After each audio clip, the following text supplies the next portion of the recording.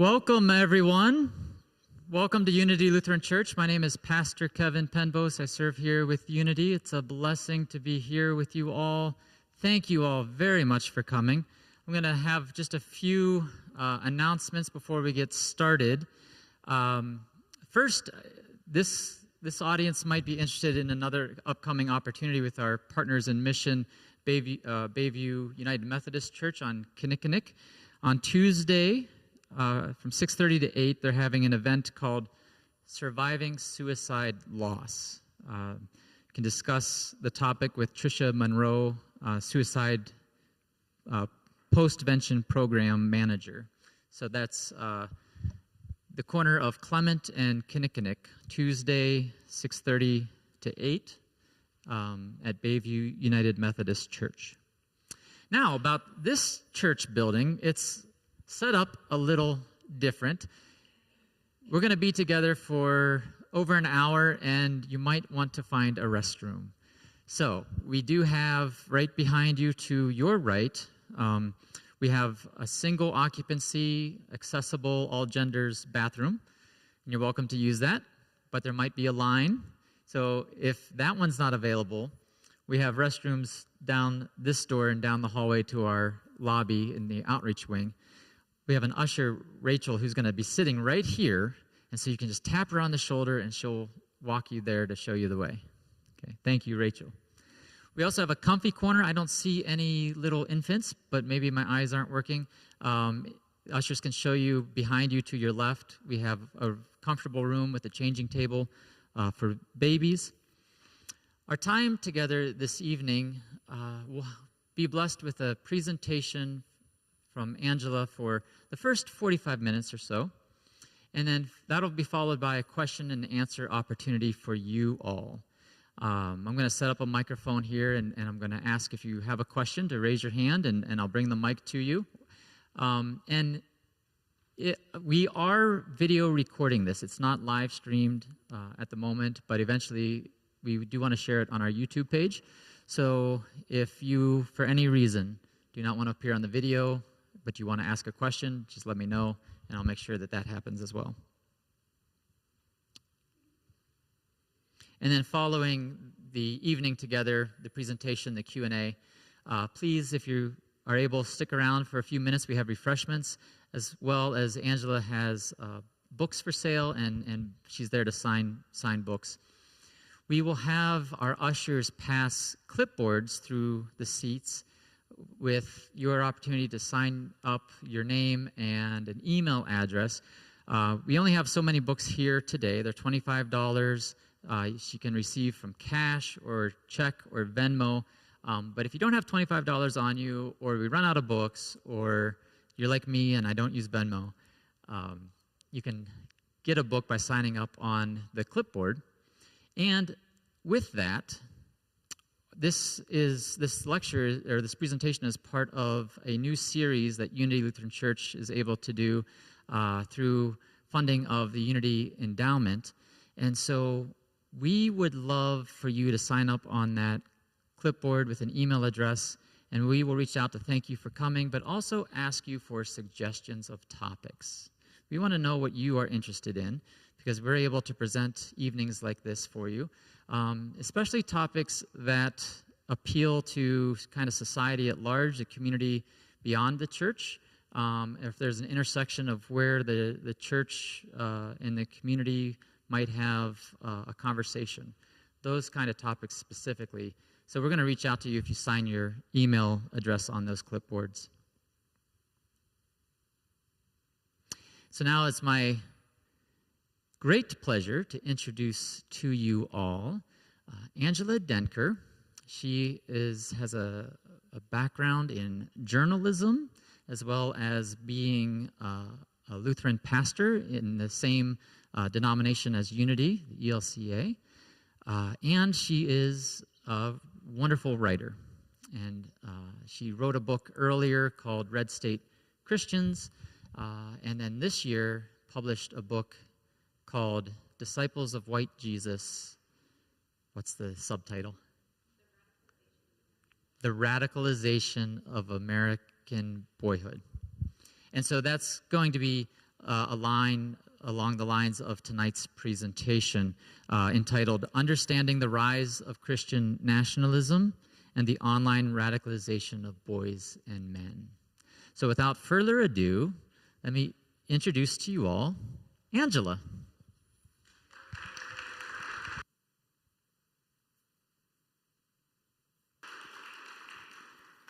Well, hello. Gift to be with you all here in Milwaukee. A little over 3 months ago, we had a tragic event in my neighborhood in Minneapolis, and it occurred just a couple of days before I was kicking off a really busy season of speaking. And this event represents the final speaking series of that event. Time period. I'm gonna be doing an event for clergy at Gustavus this coming week, but this is my last church speaking event. An incredibly busy and crazy time. During that time, I had been working also as a contracted columnist for the formerly Minneapolis, renamed Minnesota Star Tribune newspaper.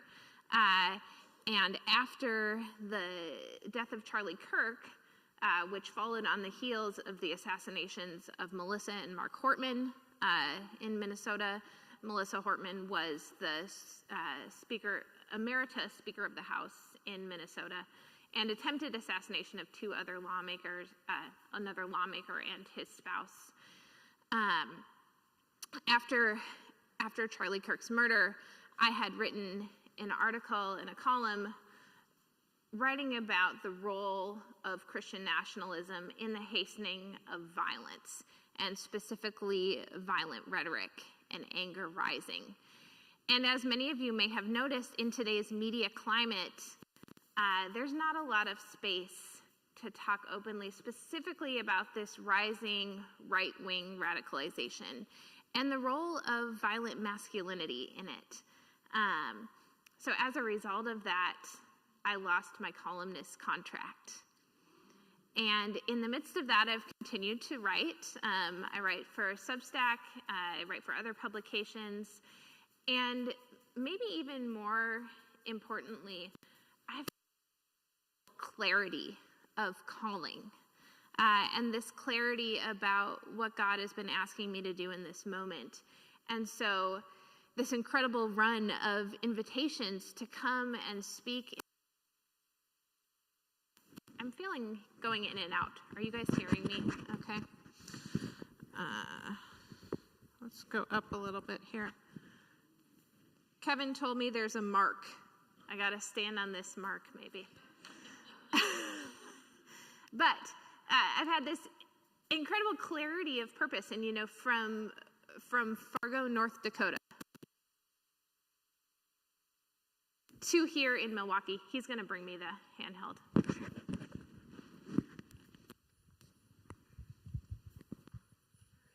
We'll just make an audible. You can leave it on if you want to. There we go. Thank you. I've had this clarity of purpose about what to do, and I think what's really encouraging about being in spaces like this is that it's not just about the words that I'm saying, and it's not just about the information that we're all receiving, but it's about this opportunity that we have for community, and that you can see physically here with you, much like maybe some of you experienced on October 18th, and maybe some of the same experiences people can have on election days. But this experience of seeing that there are others who want to turn back this tide of hatred and anger and violence. So I'm really grateful to have this sort of be one end touchstone on a really interesting and ultimately clarifying part of my life and my calling. And as a Lutheran, I believe that, all of us have that vocation and calling. And all of us here have places where God is calling us into this fight. So I hope that when you leave here tonight, you feel emboldened to claim and have that same sense of clarity of where God might be inviting you to step into this work. So what I want to begin with, and this is something that I first started sharing after that tragic event in my neighborhood, and that was on August 27th. We had a school shooting at Annunciation Catholic School in South Minneapolis. My youngest son is 10 years old, and one of the children who was killed is his age. And he plays on a basketball team with 4 of the kids who were classmates of that boy who was killed. And his basketball coach is a dad at Annunciation. And the child's mom, his grandma, they were all there in that mass, which was violently attacked. And so after that school shooting, and incidentally, when that school shooting occurred, I was presenting about the rise of violent Christian nationalism in a very weird place, at a country club, full of men who were telling me this is not a real thing. But after that occurred, I found this quote, and it's something I've been holding on to throughout this time, and it's something I want to share with you as well. It's from Reverend Dr. Martin Luther King Jr. And he said, "Somewhere somebody must have some sense. Men must see that force begets force. Hate begets hate. Toughness begets toughness. And it is all a descending spiral, ultimately ending in destruction for all and everybody. Somebody must have sense enough and morality enough to cut off the chain of hate and the chain of evil in the universe. And you do that by love." So I share that to frame the rest of our discussion tonight by this unlikely and paradoxical but very gospel-centered idea that it is love that changes this chain of violence, and the violence that I know many of us know in different ways in our own neighborhoods, in our own families. So let me say a word of prayer for us. Let us pray. And I invite you to pray however you feel comfortable or not feel comfortable, however you'd like to. God, I thank you for this space, for the witness and the longevity of this congregation and the ways that it has provided a space, God, to speak words of justice into an unjust world. I pray, God, tonight that your voice would speak, that we might hear you, and God, that you would grant us greater insight and give us a vision of hope to lead us forward. In Jesus' name, amen. So we're going to begin. I want to do 2 things for you here tonight. The first thing that we're going to do is examine a Bible passage. And I'll say I used this passage to teach about Christian nationalism even when I was invited by the atheist group. So I invite you to understand that when we're talking about this passage, for me, I'm a pastor, so it is part of my faith journey. But this passage is really helpful to understanding the rhetoric of Christian nationalism, and it also has some really clear language from Jesus himself about Christian nationalism. So I always like to start, first of all, too, by using the Bible itself, because that is the strongest claim often, that those who are espousing the ideology of Christian nationalism, especially at the highest political offices in America, they're saying this is where we're getting our ideas. This is what gives us the right to share these ideas. And that's why I really like to start with the Bible itself. So I think we have a reader. Is Lynn here? Yes, there she is. And Lynn's going to read to us from John 18, 33 to 38. And I encourage you, just kind of keep this passage in your back pocket. It's a great place to return to again and again. If you kind of feel that you don't have the words or you're being drawn into conversation or argument, this passage is a really rich place to start to counter the arguments of Christian nationalism and also to understand the rhetoric that they use in a deeper way. So John 18, 33 to 38. Got it. Then Pilate entered the headquarters again, summoned Jesus, and asked him, "Are you the king of the Jews?" Jesus answered, "Do you ask this on your own, or did others tell you about me?" Pilate replied, "I am not a Jew, am I? Your own nation and the chief priests have handed you over to me. What have you done?" Jesus answered, "My kingdom is not of this world. If my kingdom were from this world, my followers would be fighting to keep me from being handed over to the Jews.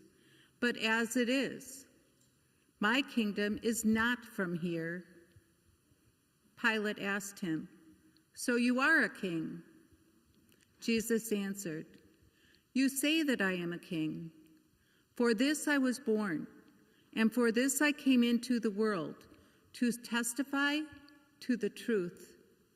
Everyone who belongs to the truth listens to my voice."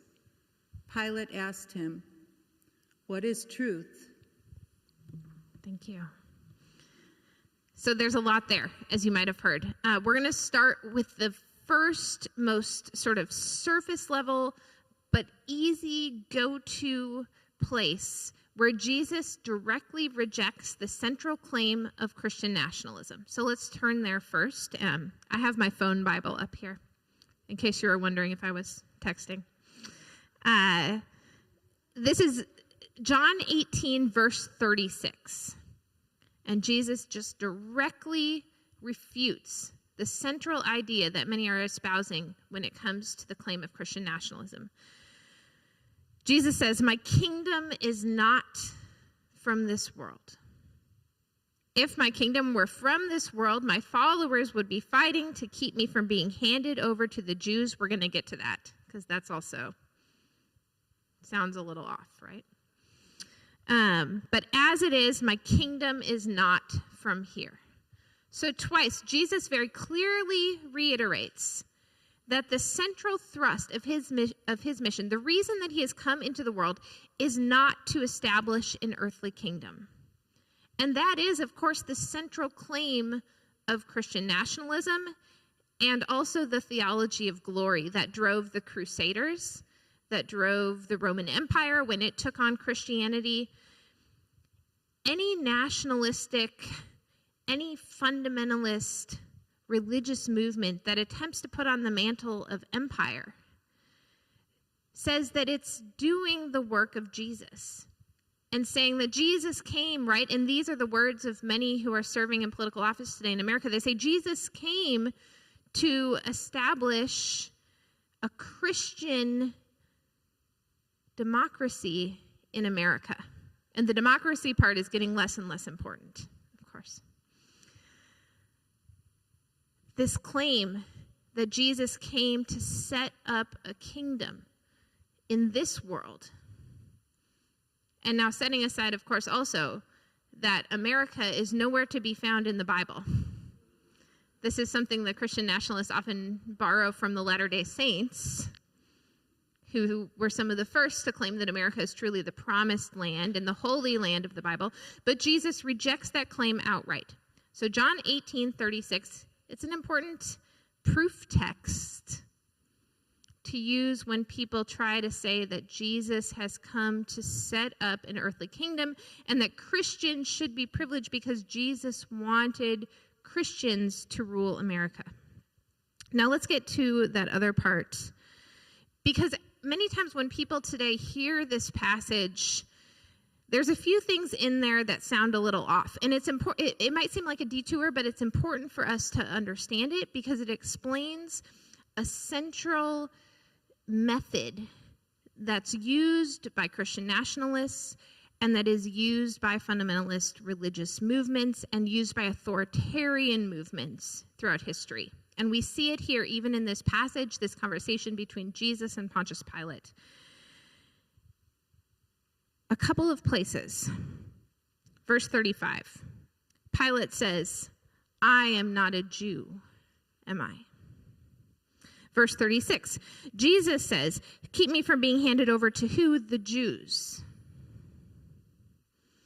My kingdom is not from here. Two small places.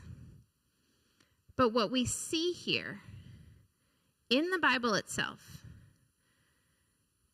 is an ugly history of anti-Semitism, even within the words of Scripture itself. And the reason that I raise this and discuss it here is because the anti-Semitism is covering up a really evil part of history and of Christianity. Pilate again, I am not a Jew, am I? Jesus' words. And now remember, right, the Bible is a holy document inspired by God, but also written by human beings. When the Gospels were written, about 60 years after Jesus' death, after Jesus' birth, when the Gospels were written, those who were writing the Gospels, those who had been following Jesus, were under great threat of persecution from the Roman Empire and from the Roman government. The Roman government had just killed Jesus by capital punishment. The Roman government had been keeping the Apostle Paul in chains. He would ultimately be martyred and killed. Peter would be murdered and killed. And so those who were writing the Gospels were under great threat. And so you can imagine why they may have told the story of the crucifixion of Jesus in a particular way, which took a little bit of heat off the Romans. Because ultimately, you can see why maybe they would have wanted to get the target off their backs. And so we have, again, keep me from being handed over to the Jews. Pilate, I am not a Jew, am I? And let's talk for a moment about the character of Pontius Pilate. Because when people often ask questions about who was who in the Bible, and we start to recover the identities of biblical personalities, and there's often a question that comes up where, okay, if Jesus was probably brown-skinned, and if most of the people in the Bible came from the Middle Eastern world, sometimes people wonder, well, where were the white people in the Bible? They were the Romans. And so we have this Western history of a certain sympathetic portrayal of Pontius Pilate. And there's a couple of stories that people really know about Pontius Pilate. And this is true of groups who are not particularly religious. This is true of groups who don't go to church. This is true of groups who wouldn't call themselves Christians. But everyone seems to kind of know a couple things about Pontius Pilate. So let me ask you, what's a story you know about Pontius Pilate? What's something he did before Jesus' death? Yes, he washed his hands. The other story involves Pilate's wife. Does anyone remember that story? She came to him in a dream and kind of supposedly warned him not to have anything to do with hurting Jesus. So this narrative that we have about Pilate, he's washing his hands. He maybe was warned not to have anything. And you get this sort of historical portrayal of Pontius Pilate, and you can see it even in popular movies, conceptions of the Bible. We have a view of Pontius Pilate as sort of a reluctant executioner. Someone who is portrayed as, well, he really didn't want to do it, but the Jews made him. Now, if we look at the actual history of Jesus' crucifixion, and remember, crucifixion was a common Roman means of capital punishment. And I bring this up because it's become, we'll talk about this later, but the aesthetics of right-wing Christian nationalism today are such that diamond-encrusted cross necklaces have become sort of required attire for women in the Trump administration. And it always strikes me, and I say this, look, I had pretend cubic zirconia cross earrings when I was like in my early 20s, so I'm not saying I never did this. But what strikes me about it now as I've been studying this movement, when I see people wearing diamond crosses prominently while they're imprisoning immigrants, and torturing people. What it reminds me of and what it makes me think of is if someone were wearing a diamond-encrusted electric chair, or if someone were wearing a necklace with a diamond-encrusted gallows on it. Because the cross is the same as these things were in the time of the Roman Empire. It was a means of capital punishment.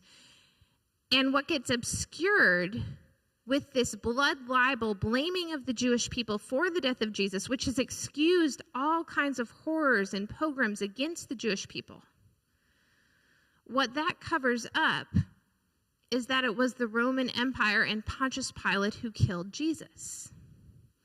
That it was an empire that was driven by violence and anger and insecurity in Jesus' time.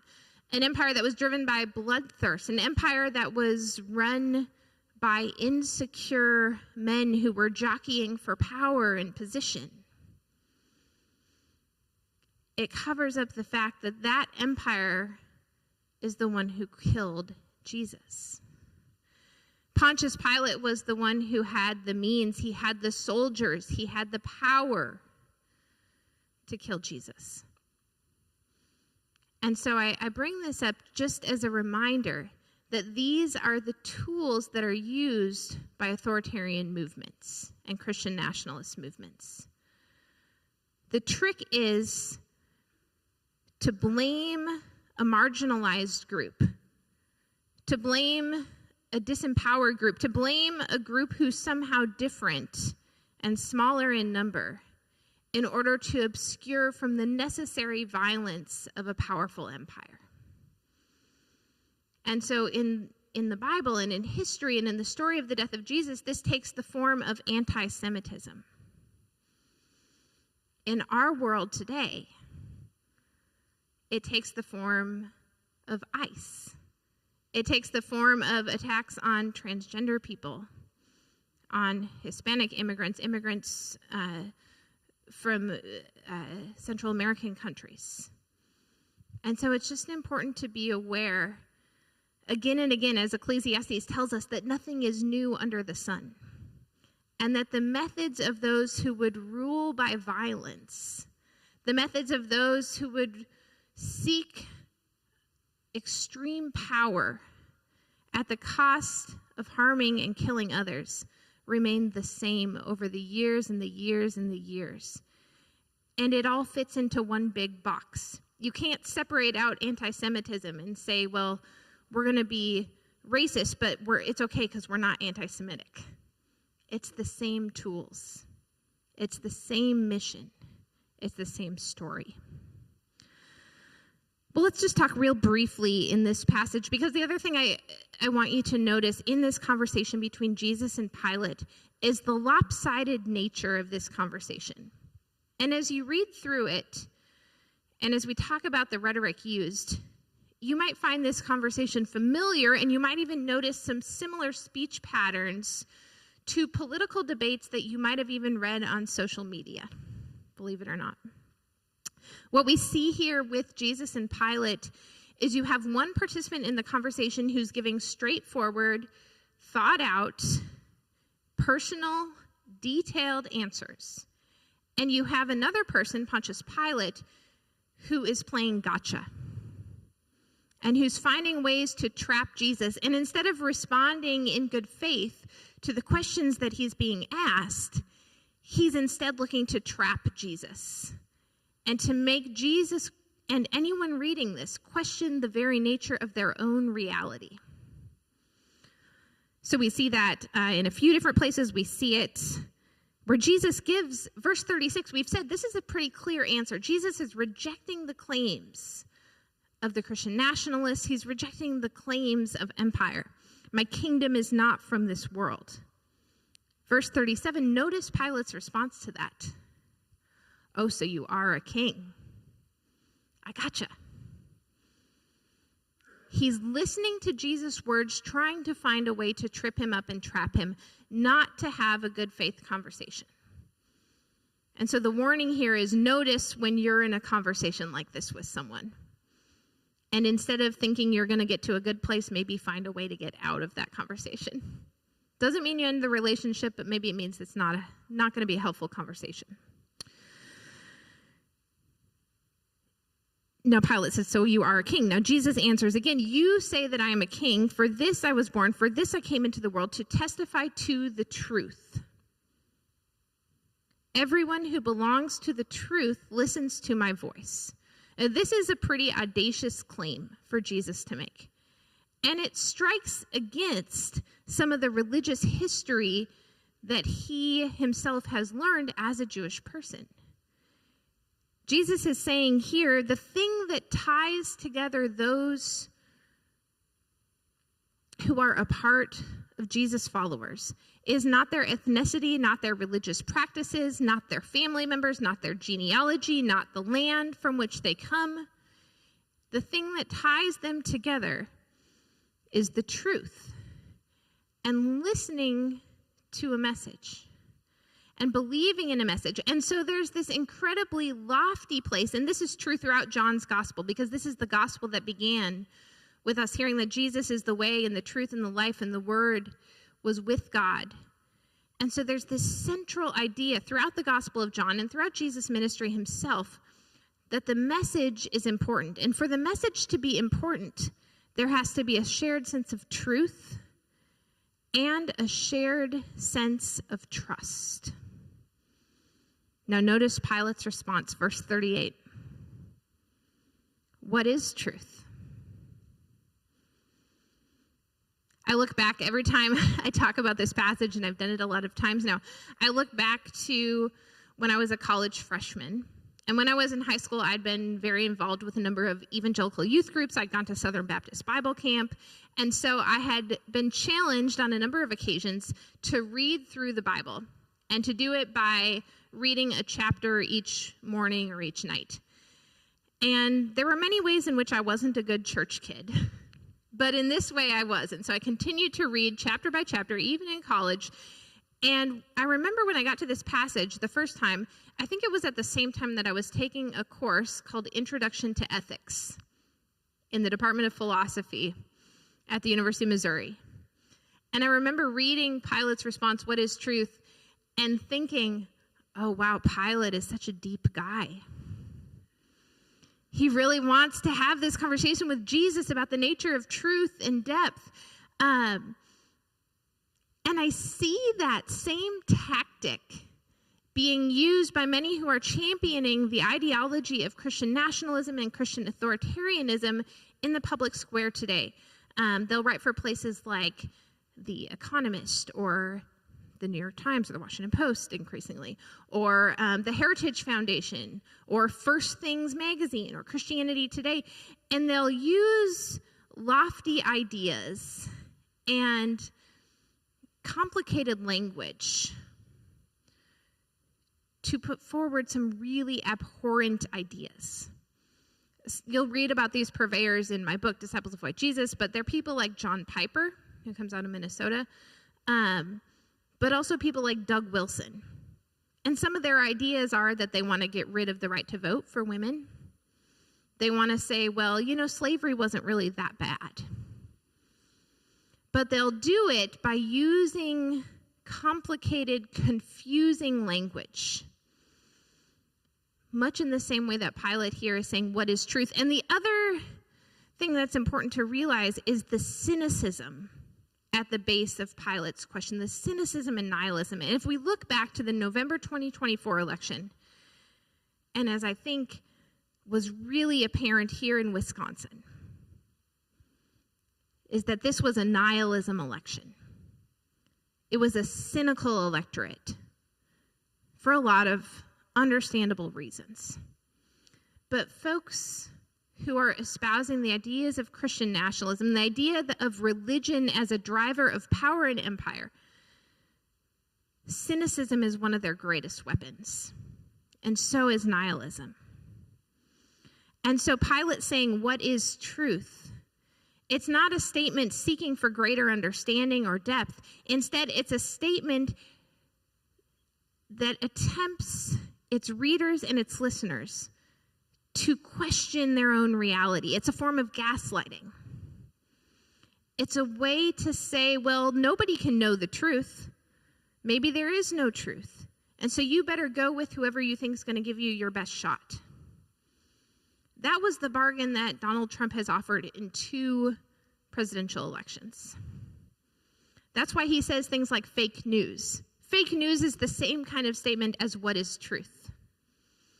It's an appeal to say, well, there is no morality, there is no truth, and so just stick with whoever is going to have your back and who cares about anyone else. Much in contrast, of course, to Jesus and the example of service and love and self-sacrifice and compassion that we are promised, and that Martin Luther King Jr. lifts up in that quote I read at first, that reminds us that the only thing that breaks this descending spiral is our irrational love for one another. Let me move into the second half of our discussion. I want to give you a definition of Christian nationalism. And I think at this time, too, I'll invite us to pass around some clipboards because I'm going to give this definition. And a lot of times people are like, I didn't get that full definition. I didn't get to write it down. So if you sign up on the clipboard that has my Substack on the top, you can go on there. That's where I publish most of my writing. But you can see if you click on any of the news posts, you're going to be able to access this definition right there. It's free, and you can also send me an email if you have follow-up questions through that too. But let me give you the definition. Christian nationalism is a version of the idolatrous theology of glory, which replaces the genuine worship of God with worship of a particular vision of America, often rooted in a revisionist history of white people in the 1950s. So let's pause there for a second. I didn't ask this question before, but I'm assuming somebody here knows when this church was established. Okay, 1930s.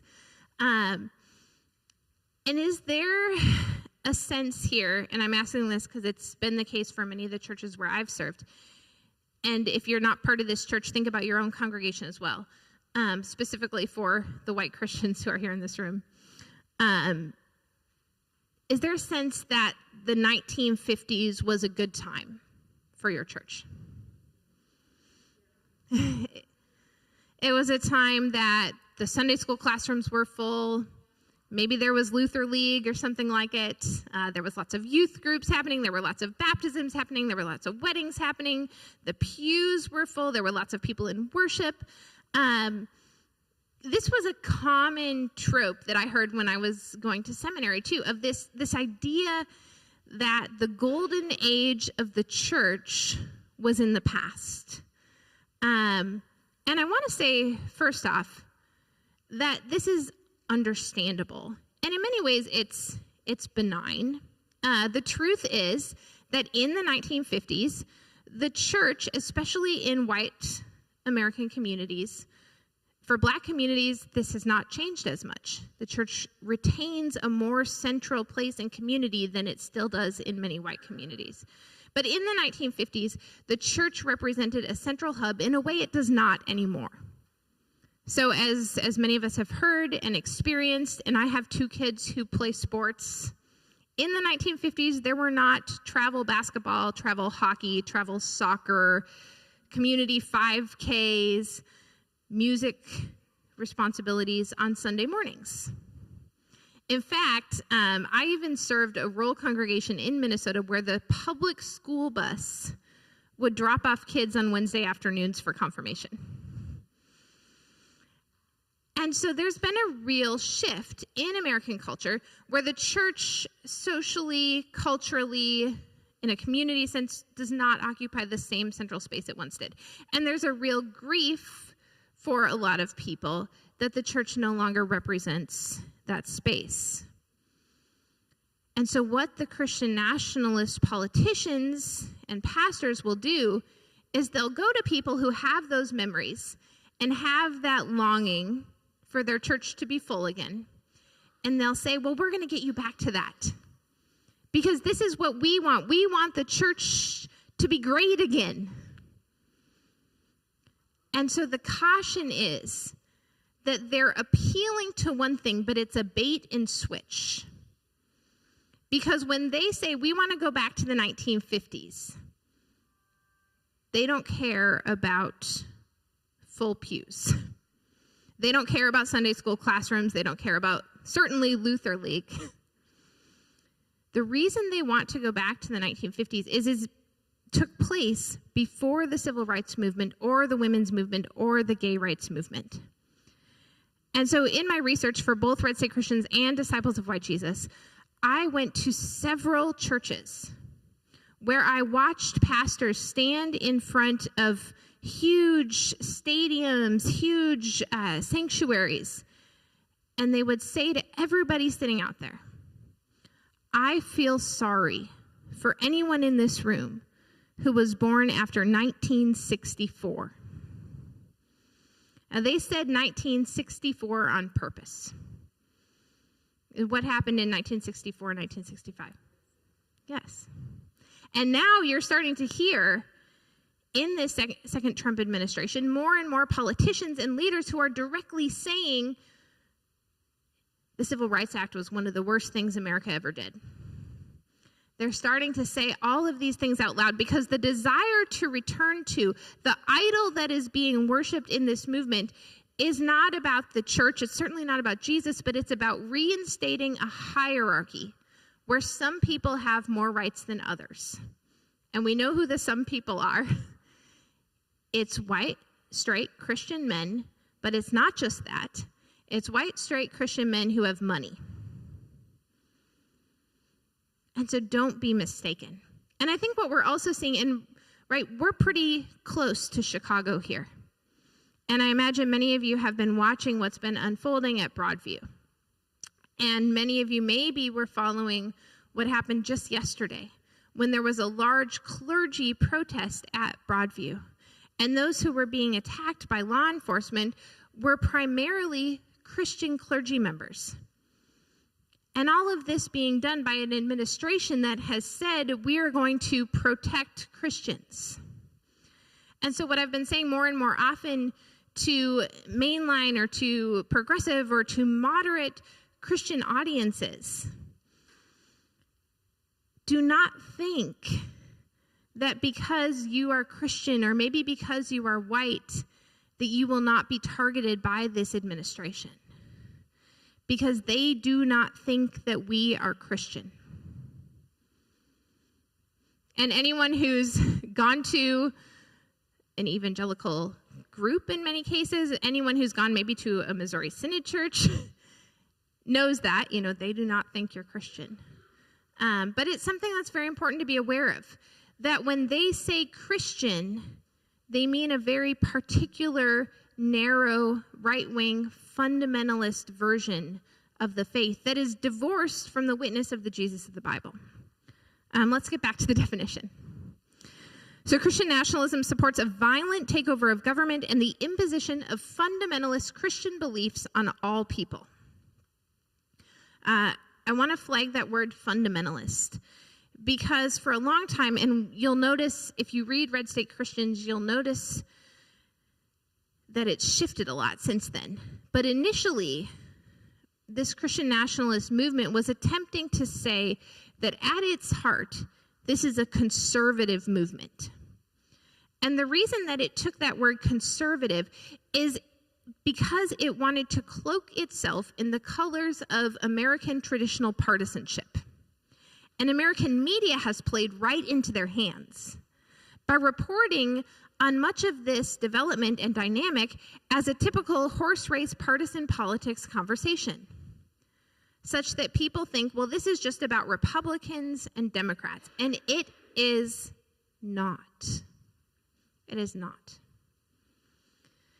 The kind of Christianity, especially that we're seeing now in the second Trump administration, being fomented by folks like Pete Hegseth, the defense secretary, being lifted up by people like Mike Johnson, Speaker of the House, It's a Christianity that is in no way conservative in the sense that it seeks to conserve and retain the principles of historic Orthodox Christianity. It is instead an activist, fundamentalist reach. And one of the main places that you see this is how it understands gender.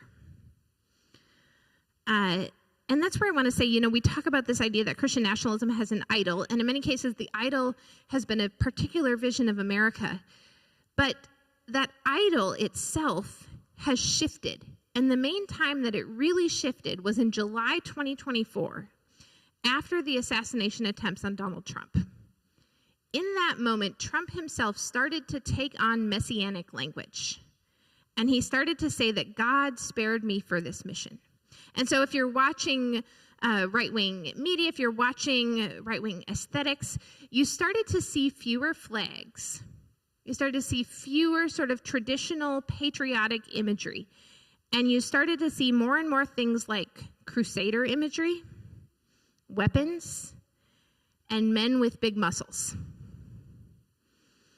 And so the idol of Christian nationalism itself has become increasingly gendered.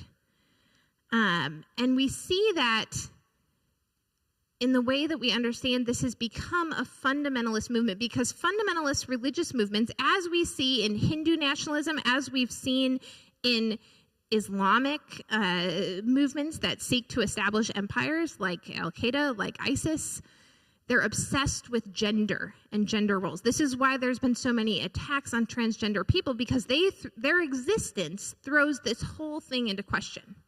And it blows up the whole idea that there's a gender-based hierarchy. But if we look at aesthetics real quickly, you see it in this administration. There's a desperation by men to appear manly. So much so that in Washington, D.C., over the last year or so, the most popular plastic surgery procedure among men in Washington is a chin implant in order to look more masculine. So fundamentalism, and we see that when we look at gender. You can also see it, of course, I won't get into trad wives tonight. But you also see it in the ways that they expect women to look. Women in the Trump administration, women like Kristi Noem, women like Caroline Leavitt, the press secretary, they're expected to have a very particular image. And this is because of fundamentalism's obsession with gender. You can also find it in right-wing Christian spaces on the internet that devote pages and pages and pages to the evils of women wearing leggings. Leggings. Yes. You go home and Google it. Okay, I'm going to finish this definition, then we'll get to Q&A. So Christian nationalism relies on a theological argument that equates American military sacrifice with Jesus' sacrifice on the cross. And we saw this recently, just this past week, with the celebration of Veterans Day again. And this is something that's really important to me. I come from a family of military veterans. My father-in-law served in Vietnam. My grandfather served in World War II. And I did my chaplaincy work at the Veterans Hospital. And what this movement does to the American military, and you can see this especially with Hegseth himself, is that it makes the military into an arm of protection of the image of the supreme authoritarian leader, rather than a defender of the ideals and diversity of the nation, which of course the military has failed in many ways, especially when it comes to Black and brown and women veterans, but has still had at least the goal of being a diverse organization that represents the ideals of the nation. So again, the ways theologically that the movement accomplishes this in many congregations, in many cases where I would see, they would show video montages of American service members dying in battle, of family members grieving at military gravesites, and then they would intersperse those images with images of Jesus dying on the cross. And the music that accompanied this video would be, "We'll never forget your sacrifice. The way you lived, the way you died, we'll never forget your sacrifice." And the message is that to die for America is the same thing as dying for God. And what it does is it puts the nation on the same level as God. And as we see this idol itself shifting now and becoming more representative of a strongman leader, then the military itself becomes a defense force for that leader himself. Finally, Christian nationalism suggests that Christians are entitled to wealth and power, in contrast to Jesus' theology of the cross, which reminds Christians that they too have to carry their cross, just as our crucified Savior did. So for Lutherans, and for me as a Lutheran of German descent, I feel like this is our responsibility. And this is our opportunity, this is our treasure in a clay jar to share with the world, is the theological contrast between the theology of glory. The theology of glory is the prosperity gospel, it's Christian nationalism, it's the promise that if you follow Jesus, you're going to be rich and powerful and you're going to get everything you ever wanted in the world. It's the promises the devil made to Jesus when he tempted him on the Mount of Temptation. In contrast to the theology of the cross, which reminds us that often when we are following Jesus most closely, we are rejected by the world. And no, that doesn't mean that somebody called you out for something you really did. It doesn't mean that somebody wished you happy holidays. That's not the kind of persecution I'm talking about. But the theology of the cross does mean that the way of Jesus is one that is countercultural, is one that often takes place in churches like this one, not in the mega churches. And it's one that is led by grassroots community members who trust each other, who love each other, and who are willing to care for each other, even at risk to ourselves. So that's it for me. Let's take a few moments for Q&A. Angela, thank you. So if you have a question, raise your hand. I'll come around.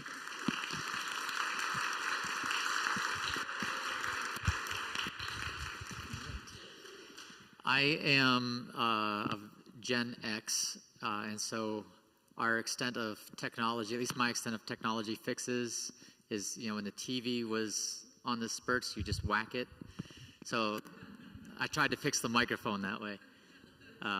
The extent of my ability is to change the batteries. We'll see if it works. Did I see a hand over here? Okay. Hello. Thank you for your talk. I'm very excited to read your book. So when you were talking about Christian nationalism and how that has been aligned with right-wing politics, I'm curious if you have any ideas about liberation theology and how it can apply to maybe not like left-wing politics in a larger organizational sense, but talking about that theology of the cross, having like preferential option for the poor to find Christ in going to that. Sorry, I'm fighting for my life with this mic. That's okay. I could restate your question too for the group. Thank you. Yeah. How would you two modes of politicizing the image and legacy of Christ? Yes. So the question was about, and correct me if I get some of this wrong, was about the role of liberation theology and the contrast between liberation theology and the theology of glory of Christian nationalism, and what role I might see for liberation theology in countering this movement. And I'm hopeful with especially some of the recent actions out of the Catholic Church and some of the Catholic bishops and new Pope Leo, coming from, I think, partially this perspective that came out of South America, primarily with liberation theologies, and the preferential option for the poor.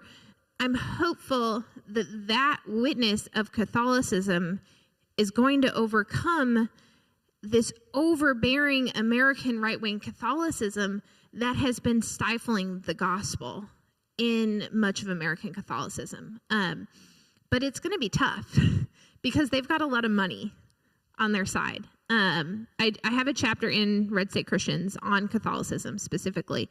But in general, I think that liberation theology is the heart of the gospel, and I would also say the Black church has known liberation theology and taught liberation theology in a really powerful way that many of our white congregations have not. But the heart of the gospel, and I think, sometimes in Lutheran churches we've missed this a little bit because we get caught up in the first use of the law and repentance and confession, and I love all that stuff. But I think one thing that we miss, and Luther did say this as well, is that the gospel and the salvation that it offers can look different for different people. And sometimes the first use of the law is to drive people to repentance, but sometimes the first use of the law is to offer liberation. And I think there needs to be a broader, more comprehensive understanding of the atonement itself if we're really going to counter the individualistic salvation that is offered by Christian nationalism. Because liberation cannot be individualistic. It has to be collective. So that's where I think hopefully that theology can play a role, and I think hopefully it will be taught in more churches too. And I hope, I'm hoping in the Catholic Church, because they have such a big microphone, to be able to start espousing more of that theology too.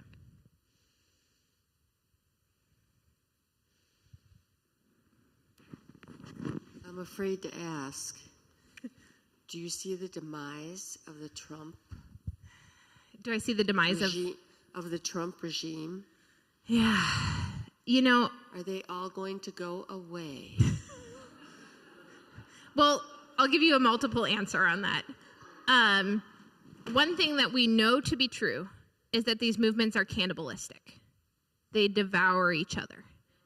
Yes, and we're starting to see that cannibalism. But also,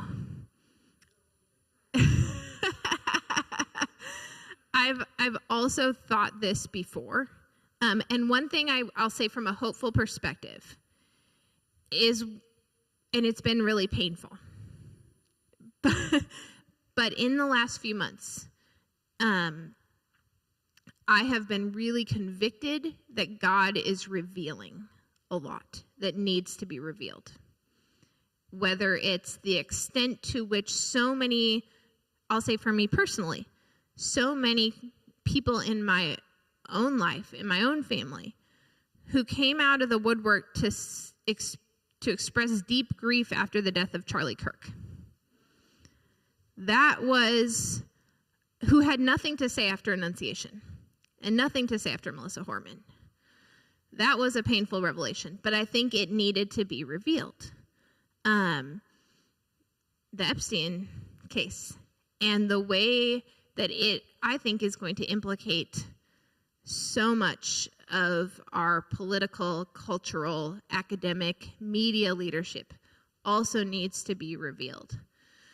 So I think that God does God's work by revealing and transforming, and I see that happening really powerfully.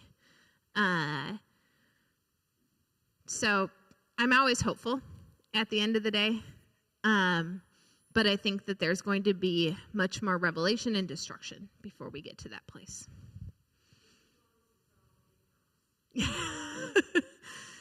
I hope. I wish. Thank you for this lecture tonight. We're very appreciative. I'm sure I know I am. I happened to do some phone banking recently with a progressive organization, and we were just doing these check-in type calls. And we were actually targeting Michigan, but at one point I made a phone call and the number connected to somebody in Kentucky. And the gentleman answered the phone, and he was very kind, and I asked him, what are the issues that are the most important to you right now in the country? And he actually gave me this really interesting response. He said, well, I don't think that there's much more time for this world. And it was and then he proceeded to speak further on religious lines, and I could tell he was a Christian, and he was very focused on this end of times kind of motif in his in the conversation that we had. And I tried to probe him more, and he's like, I'm not I'm just not worried about it because I just feel like that there's not much more time for this world. What do you take on that type of? There is that thread in Christian nationalism of the trumpet blare and the end of times. Where does that play into your definition of Christian nationalism? Yes. One of the first insights I had when I started to research this movement, and when people were first trying to get their arms around how Donald Trump had captured so much of the white Christian vote, one of the key things that happened in 2016 was Donald Trump brought together these formerly disparate groups. And one of the groups was the traditional Southern Baptists, the Jerry Falwells, the Liberty Universities, the Jack Graham, Franklin Graham, all of those folks. He brought them together with the end times Pentecostal prosperity gospel preachers. So the Paula Whites, the Seven Mountains Mandate. And Mike Johnson is right in the thick of all this stuff as well. And so I'm also going to recommend, I did an event last weekend with an author named Matt Taylor. His book is called The Violent Take It by Force. And he is the expert in the end times, guys. And he's the expert in how these groups function, because it's very different, right? It's miracles, it's speaking in tongues. These groups are also distinct. They're much more racially diverse. Oftentimes they'll have women preachers. But their common cause with the Southern Baptists, the women shouldn't have the right to vote group, the common cause is power and money. So it's always a thing of follow the money. And this motif of the end times, it can't last that long, right? Because ultimately people realize, well, the world's not quite ending. But if you also listen to if you listen to the stories of children and people who grew up in these fundamentalist movements, that was very much a part of their childhoods of it's right around the corner. The end times are coming. And it's a tool to keep people afraid, to keep people off balance, and to keep them distracted. And so I think biblical literacy, not ceding that ground of saying, well, the people who know the Bible are the fundamentalists, the conservatives. No. Continue to say, and this goes across religions too, I would say this to any religions about their holy books, to say, this is what Scripture actually says. That's an important thing. But I also think it's also, I think, addressed in social movements of addressing poverty, addressing hatred, addressing violence. People who are desperate and poor and struggling and afraid and living in a world full of hatred, the end times start to look better and better. And so I think you also have to address, it's like when people are asking about the war on drugs. You've got to address the demand, maybe even more than the supply. Let me look at the time. I don't want to keep people here. Maybe 2 more questions, Kevin, you think?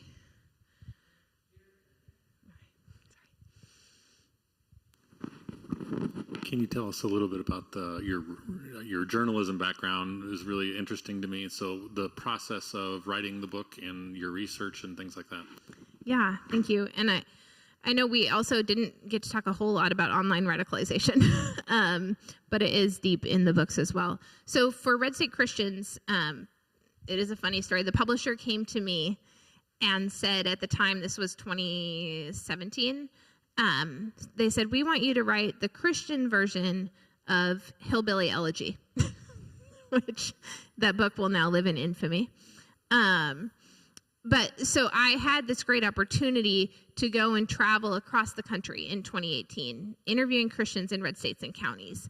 And so I went to rural Missouri, to the little town where my in-laws came from. But I also went to Orange County, California, which is where I was pastoring during the 2016 election in a very evangelical church right next door to the Richard Nixon Presidential Library.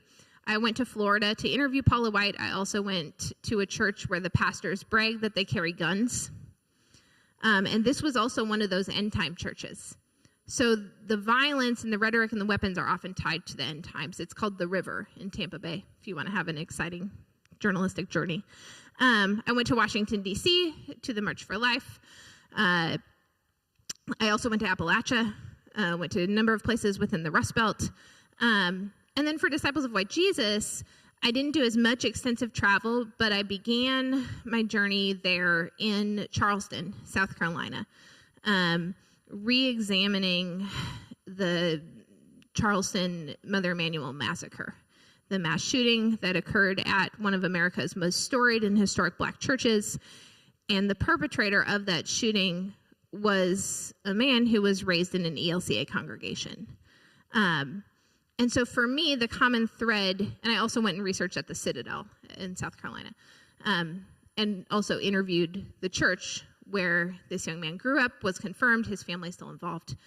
And the reason I wanted to do that is because for me, in the niche that I want my reporting to always fill in, is I think it's very easy for people to look at these movements and say, well, those people are really crazy. They're nuts.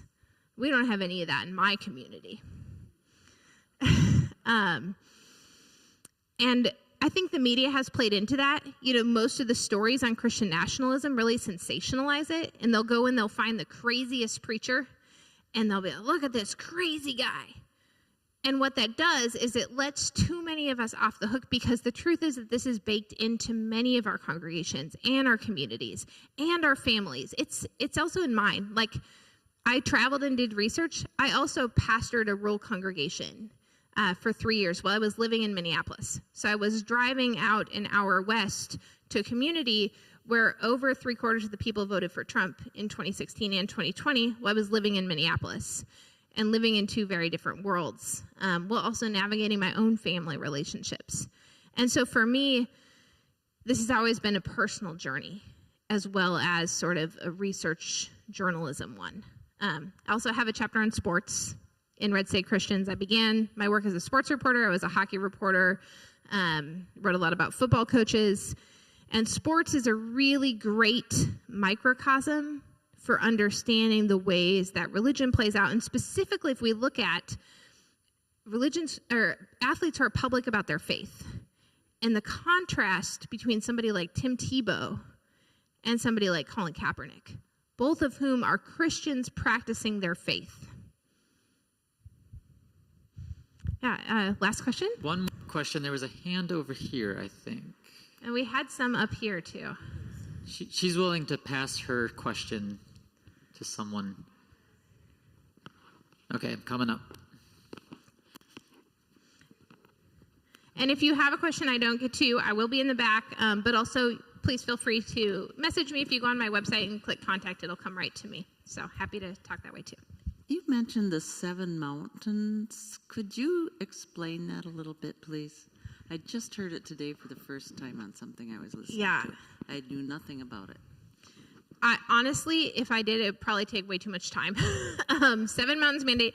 But to real brief, and I do recommend Matt Taylor's work, The Violent Take It by Force. He goes into it in depth. Also, a book by Matt Bodie. He just recently wrote a book. I think his book is titled even around 7 Mountains Mandate.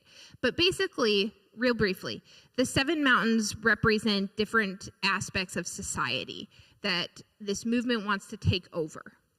So media is one, education is one. When you watch the school board battles and the places where, you know, groups like Moms for Liberty are wanting to go into school boards to sort of push their agenda.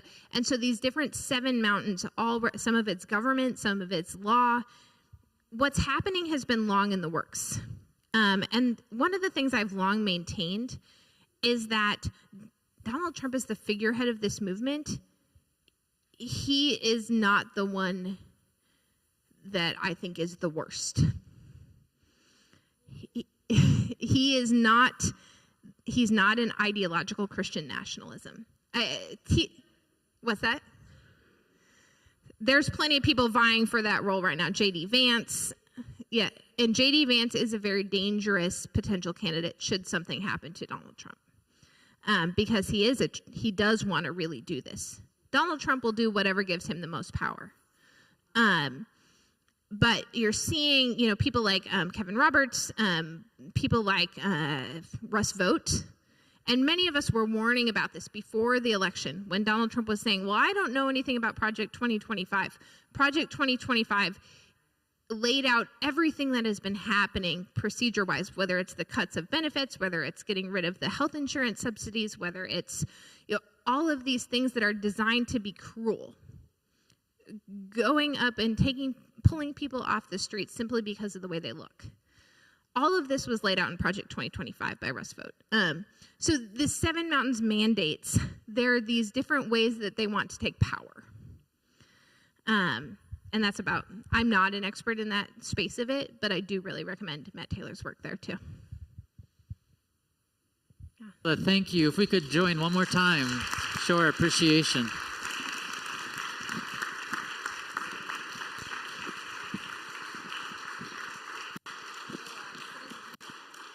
I'll give Angela a second to head back to the book table, and we have refreshments behind you to your right. We invite you to stay and have these conversations and ask these questions with each other. And thank you to each and every one of you for coming tonight, and look forward to more lecture series such as this. So thank you all. Have a great night.